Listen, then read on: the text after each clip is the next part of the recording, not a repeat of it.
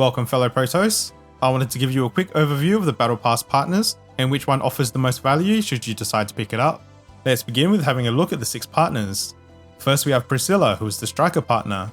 She gives 8% HP and damage, and 25% more damage on enemies that are in the break state.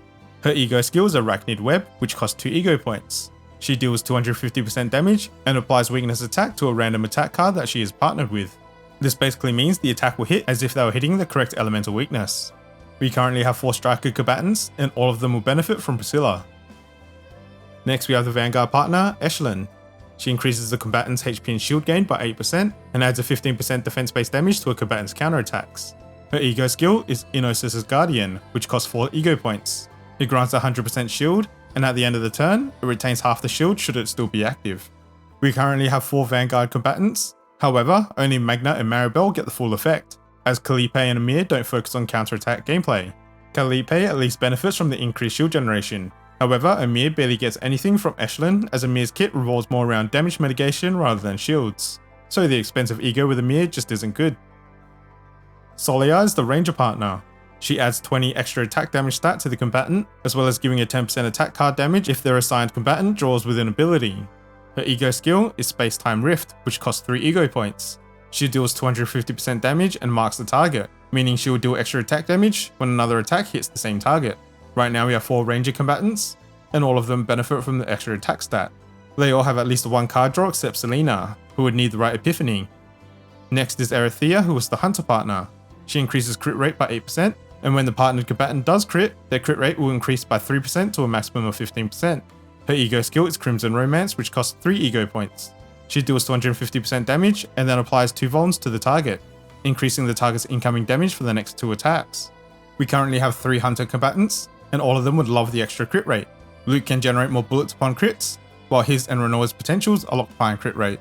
Luke's potentials are also locked behind crit damage, and any DPS just love having crit. Anthea is the Psionics partner, who is absolutely gorgeous by the way. She increases HP and damage by 8%, and when the partnered combatant generates a card, their attack cards are increased by 8% attack this turn. Her ego skill is Scholarly Measures, which costs 2 ego points. It deals 180% damage to all enemies and applies 1 vuln to them, again increasing the incoming damage on the next attack. Right now we only have 2 psionic combatants, Tress and Kairon.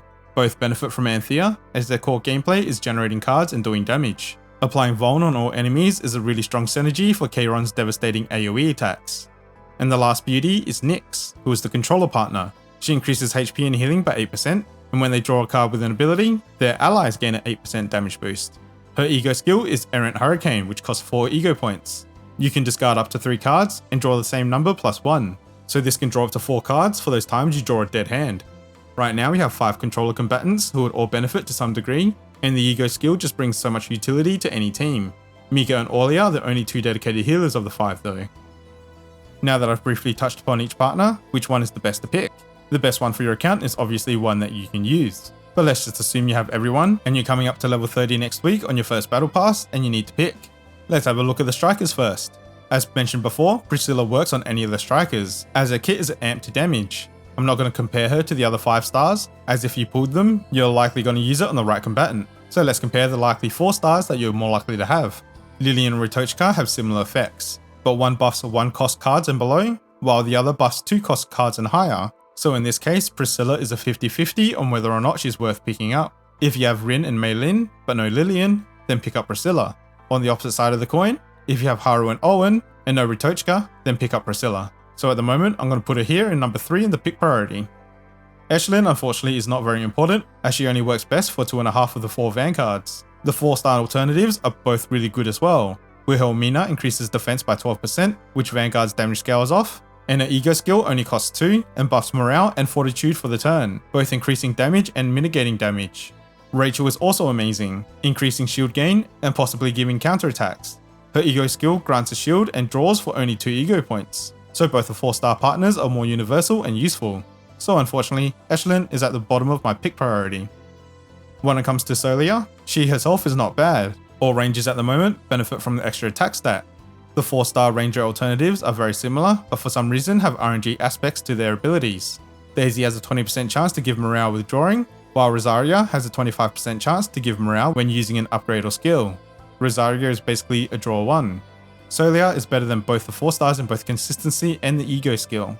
The only reason I'm putting her 4th in priority is that we did get Rosaria for free, so if you're lacking in partners in other areas, Rosaria does work for the time being. Next is Serathea and Hunters. She wins just because she gives crit rate to DPS characters. A cat is a good alternative in 4 star because its ego skill grants a whopping 25% crit chance, but this is only for the 1 turn. Carity isn't bad either, as all 3 hunters generate cards, but I am going to put Serathea at number 2 in the priority list, as just giving flat crit rate and then applying Volns for just 3 ego points is just really good. I'm putting Anthea as number 1 because she's the best looking. Nah, I wish. As much as I love Anthea and her abilities and ego skill are really good, I unfortunately have to put her in the 5th slot. This is because we only have 2 psionic combatants, and the 4-star Eloise is really good for both Kayron and Tressa. Anthea is definitely an upgrade, but probably isn't the best pickup in the first battle pass. Definitely worth picking up eventually though for the AoE Voln. As we have 5 controllers, and most team setups are going to have at least 1 controller, Nyx is worth it just to share around with your combatants. Her ego skill to draw up to 4 cards just won't ever be bad. However, you can still pass up Nyx if you already have Arwen and Elisa, as they're both usable and if you needed a partner for another role instead. So this is my pick priority with the battle pass. We should be reaching 30 by next week. Anyways, I will now go back to continuing my visual guides, so keep an eye out for that, and subscribe if you're keen on seeing more. Feel free to ask any questions below, but until next time, see you on board the SS Nightmare Protos.